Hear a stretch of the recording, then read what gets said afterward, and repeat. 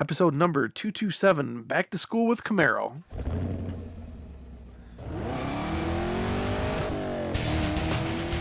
Welcome to the Camaro Show. A podcast about all things Camaro and GM Performance News. I'm Chris Frezza. And I'm Jason Debler. We're your hosts for this week's episode of the Camaro Show. Want to be part of our show? It's easy. Just leave a message on our voicemail hotline at 586-486-3182. So sit back, relax, and enjoy the show. And welcome back, everyone, for another exciting episode of the Camaro Show. I'm Chris. I'm Jason. What's up, dude? Oh, doing the scene, hanging out, summertime, Well, it is August now. Oh, wait, never mind. Summer's on the way out. It's like, wah, wah. I know. I just hate it when August comes around because it's just kind of like... It's like the backside of summer. This is the beginning of... Yep.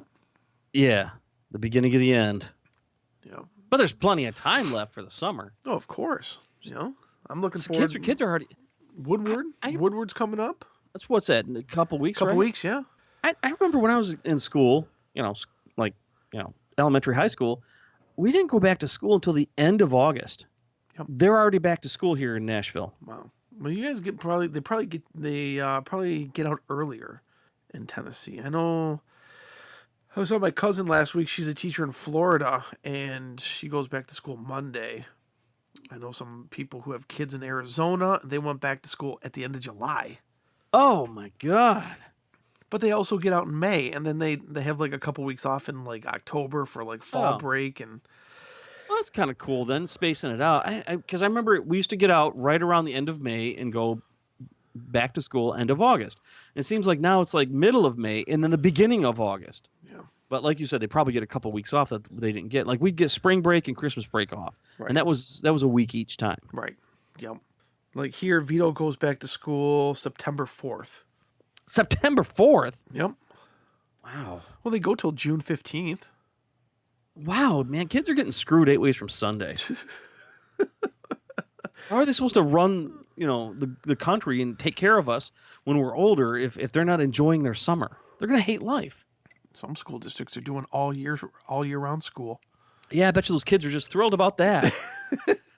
They probably get more breaks, but yeah, they do. Yeah. They go all year round.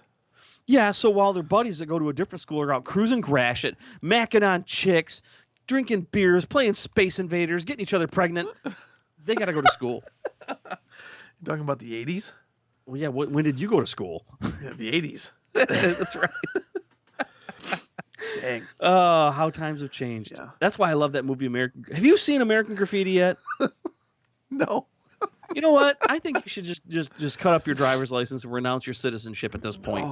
I remember one time too. After you told me about it, there's a restaurant or something out in California that Jason Port goes to, and he's like, "This is from American Graffiti," and I was like, "Yeah, I've never seen American Graffiti."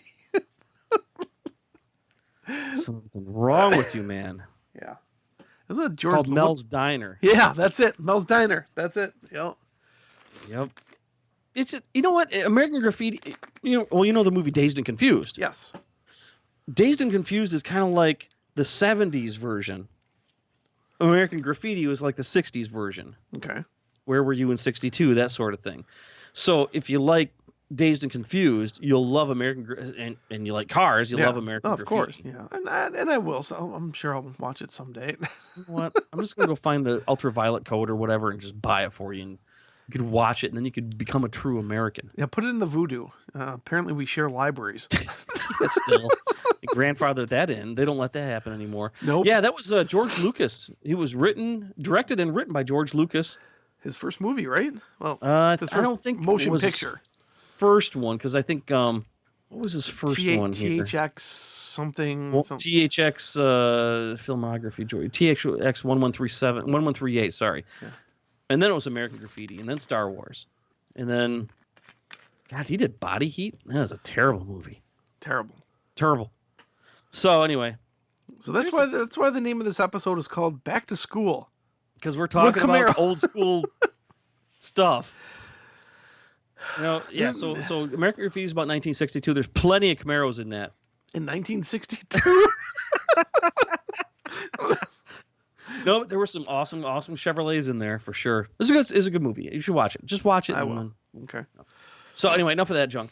So kind of like, you know what? There's a tie-in though, because American Graffiti is about the summer of 1962 winding down and people departing and going off. And one character went off to Vietnam, one character went off to be a lawyer, one character got killed in a drag race. True to this. Great. You just spoiled the movie for me. Or not. Or no. Well, it's like movies of that era. Yeah. It ends and then it shows what this character did this and this character did that. Yeah. Went on to do this and that and the other thing. But then there was more American Graffiti, which is a terrible sequel, which is supposed to be like what happened the next year, and it kind of debunked some of those fates. Oh, okay. But anyway, so it ties in with what we're talking about because right now it's August and it's the summer's winding down. People are going to start fragmenting and going off to doing their non-summer things. Putting their cars away. Some of you are going to school. I don't know. I mean, there hasn't been a whole lot of Camaro news, so we want to just kind of talk about, Chris, what are you going to do for the remainder of the summer? I'm just going to chill out, man. I've just been enjoying the car. Just, one thing for me that I really enjoy about owning a convertible is just clicking that button and just keeping the top down all the time. And then when I need to put it up, you just push that button and it goes back up. It's real simple with the Camaro 6. That's what I really love about the convertible. And it's just super fun. It's just a super fun car. I experienced something when I drive the car to work. There's a light I'm at, and right at a certain time, the freaking sprinklers go off, and I get freaking soaked if my top's down. So I gotta always remember to put the top up. Well, it takes 15 seconds or whatever, 20 seconds to go up. So you're just gonna do what you always do and drive around. Chill. Yeah, I'm looking forward to Woodward again this year. That's right. That's coming up. Yeah, that's coming up the 16th or so, around August 17th. Whew.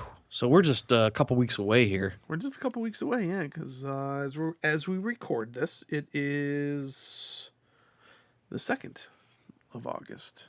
Mm-hmm. Wow. Gosh, that's cool.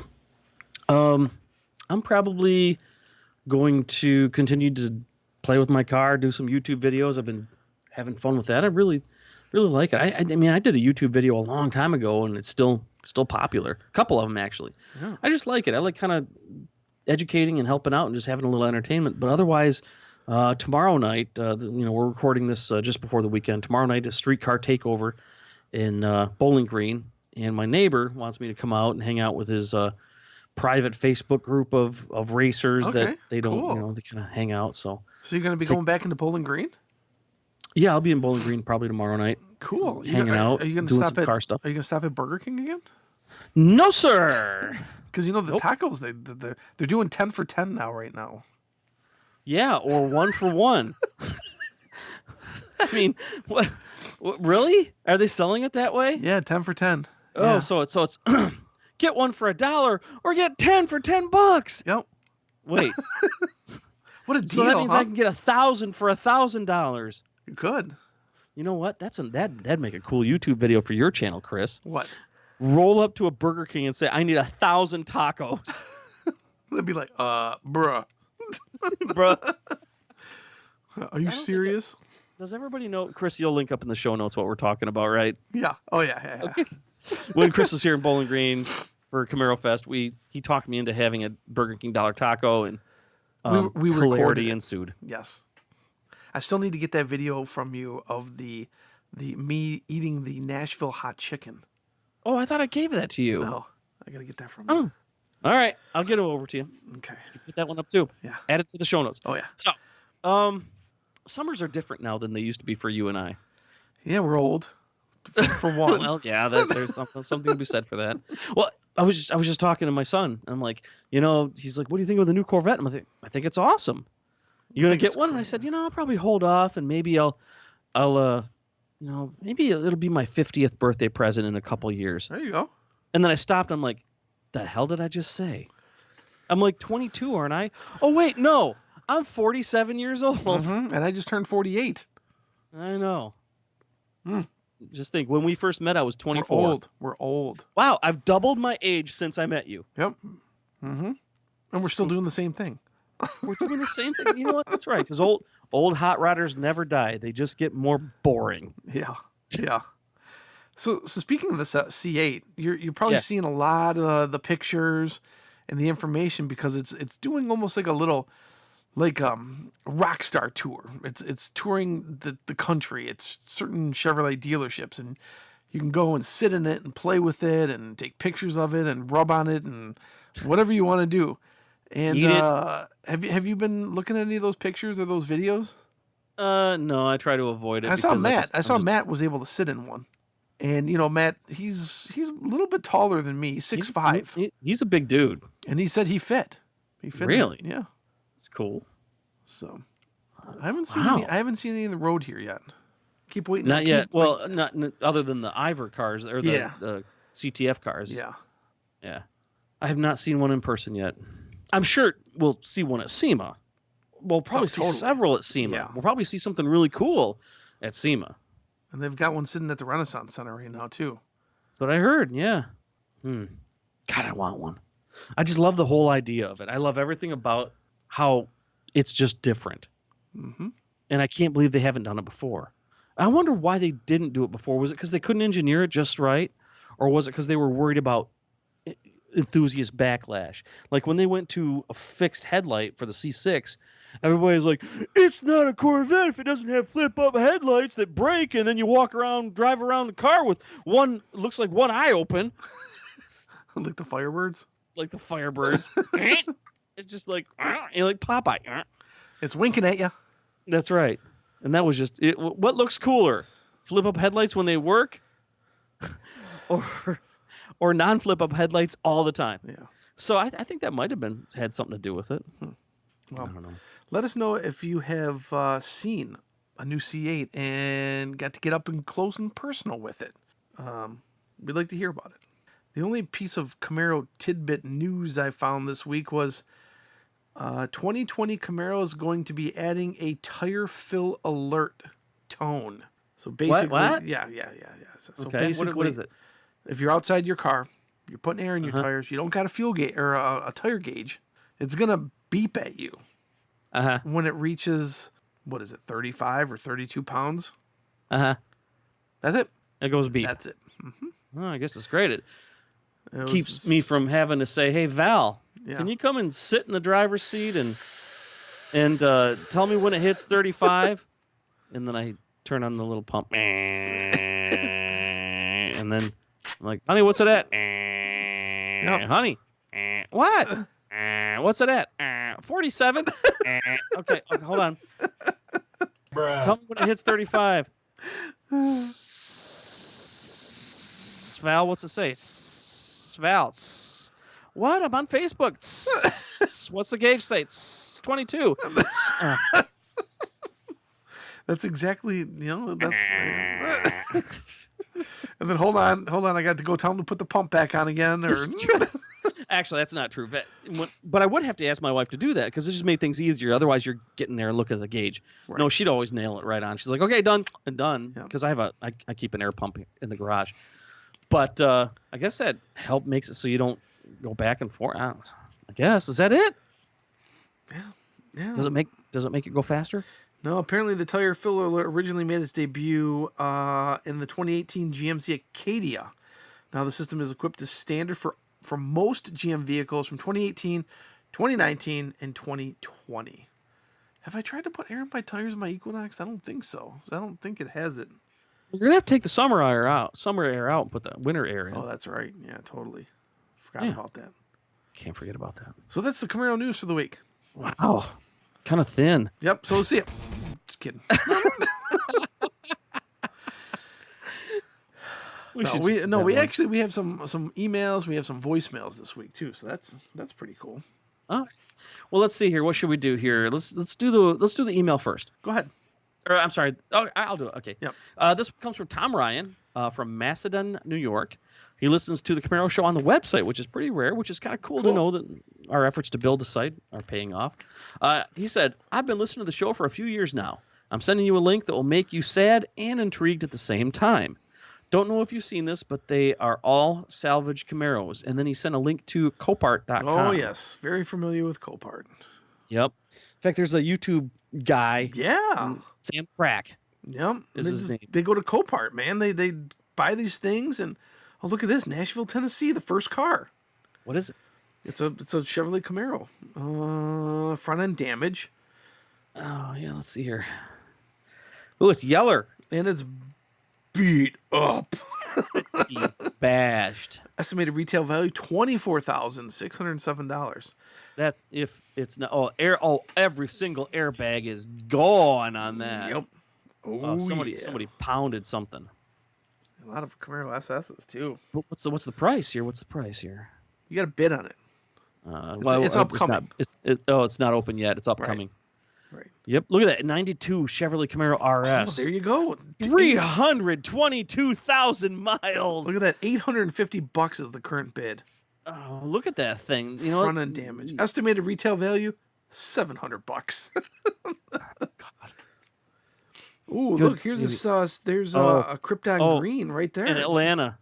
Yes. God. Oh, that hurts. He's right. He's absolutely right. It does. What was the words he used here? He said, make you sad and intrigued at the same time. He's absolutely right. Oh, yeah, definitely. Oh, God. Somebody very familiar with this. Copart. That Krypton green went end over end. It sure looks like it. Damn. But no airbag. Dude, look at this. Still has the original tag on the. I know. Isn't that crazy? Yep. 6,000 miles. Undercarriage damage. The engine looks good. It's just I don't know how about the frame, but I bet you this will be fixed up nicely. Well, you hope so. 67 Chevrolet Camaro. Wow. Enhanced vehicle. Salvage history. These are nice to just look through and just be like, wow, if I had the know-how, I would probably be buying stuff like this and fixing them up and flipping them or whatever. And that's what Sam Crack does. Yeah.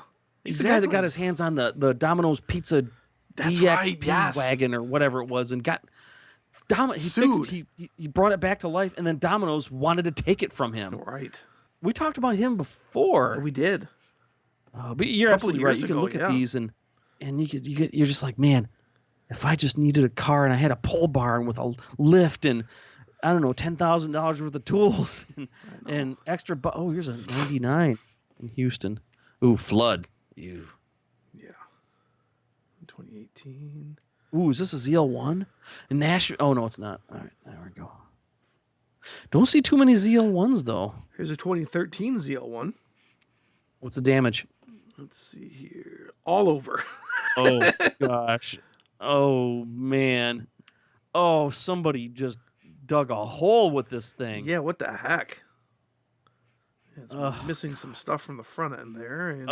side airbag's gone. Oh, the rear. Woo! Ooh, that's 51,000 miles. But still, it just hurts. There's a bunch of ZL1s if you do ZL1 search. Yeah, you're right. It's a train wreck. It's morbid curiosity. Ooh, this one's stripped. Wow. Oh, it's just These are fun. These are fun to look through. Oh, God, this is terrible. It's like going down a rabbit hole. You'll be in here. It's like watching those TikTok videos. Once you start watching, you just can't stop. There's nothing left of this car, man. Oh, why are we doing this? Yeah. Damn. Well, what's the current bid is $60 on this one. Front end damn. Oh, I gotta stop. Let's next. What do we gotta do next? Do you want to do voicemail next or what? Well, let's do the let's do the voicemail. Okay. Let me see. Let's bring this up here. Oh, look at this. Never mind. Keep going. Here's the voicemail. All right. Hey, Chris and Jason. This is Charlie11111. After I called the last time, a little thing came to mind. After I read this article stating that the new C8 Corvette is almost selling out, which is kind of interesting, exciting as well, considering that we don't even know how many production numbers they're actually going to be doing, for its first year run. But it made me kind of like think after the news that was reported by Manny in regards to the potential cancellation or just the blurriness of the future of the Camaro. because I ended up going through GM Authority and was taking a look at the numbers that were the production of the Camaro and then in comparison with other numbers I found on the Corvette. And I find it very interesting that Chevrolet is if they're thinking of actually canceling the Camaro, considering that it has much more production numbers or sales numbers than the Corvette. Now, granted, I understand that the Corvette is the flagship car of the Camaro, but it seems like obviously there's just been more love given to the Corvette. I mean, with its sellouts, obviously the general public loves the design or the new design that was given. Same thing was done with the previous Stingray, the C7, when it debuted in 2014. But Camaro has been outpacing outpacing the sales numbers of what the Corvette's been handling, every generation. But it just kind of shows that I believe that if Chevy would have gone with a more drastic design as they've done with the Corvette for the past 3 generations, that it probably would have gotten a lot better reception than what it has been. I know I'm being a dead horse, but it's just something to take into consideration, considering that with the new Corvette design and then the previous one in comparison to the last one, that the Camaro was just as they said, evolution instead of a revolution, and that just shows that I think they made a mistake by playing it safe. It's just something to think about, considering that each generation that Camaro had outsold the Corvette by about 150 to 200,000 units each year, and the last amount of units that the C7 had was only 115,000 compared to what the 6th generation currently has right now at 220,000. I mean, it's just numbers and all, but I just wanted to bring that out and see if you guys wanted to discuss that. Hope you guys are doing well. Bye. Charlie, 1111111. Thank you very much for that voicemail. Yeah. This is something we've discussed in the past, not in comparison to Corvette. Corvette seems to be a whole different animal. I don't know if they hold it to the same sales type scrutiny as they would other models. And I don't know what it takes to make money on a Corvette. Yeah.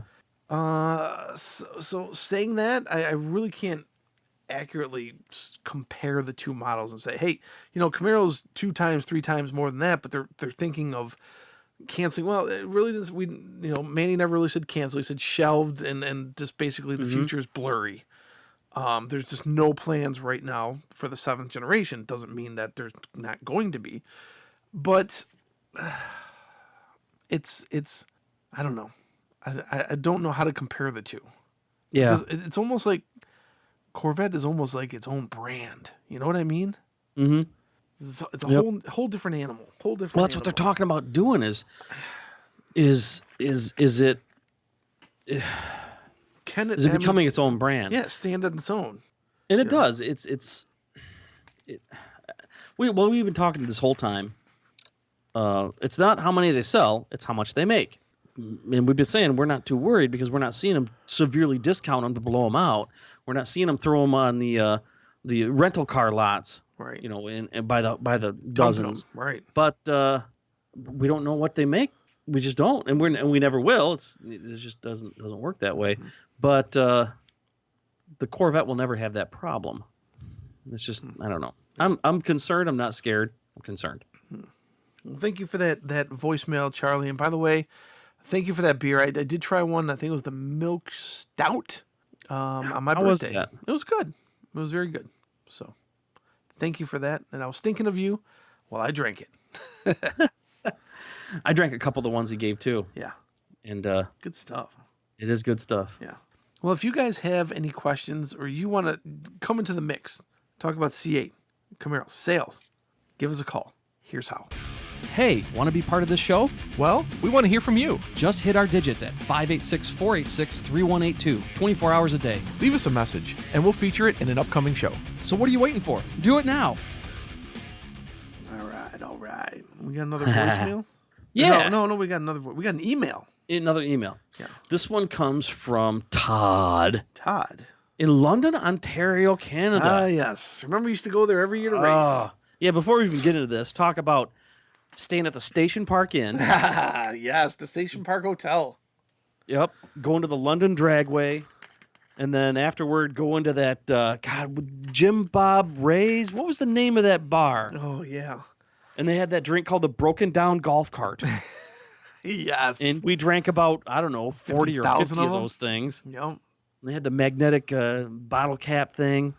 Yep. I took my wife there just after we met as a weekend getaway. Yeah. We That stayed at was the station fun. park and it was pretty cool. Yeah. I got a soft spot for London, Ontario, Canada. Also, one of my favorite. No, it's not. That's not. He lives somewhere else. Never mind. Okay, he said.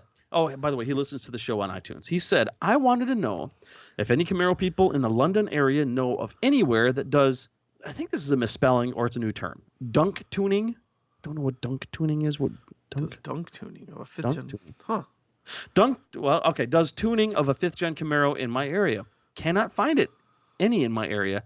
Also, I work at GM Ingersoll Building, the Chevy Equinox, and I would like to thank you, Chris, for choosing that vehicle. Whoop, whoop. Any thoughts about the Equinox? Cheers. So there you go. Do we know of anybody in the London area that can do dyno tuning? That's probably what he meant. Dyno okay. tuning. Yeah. No. We used to back in the 4th gen days. Yeah. There used to be a couple tuners out there. We had a dyno, didn't it? What was it? Was it Agostino? Agostino Racing. Yeah. Yep. God, I wonder what ever happened to him. And I think there was another one too.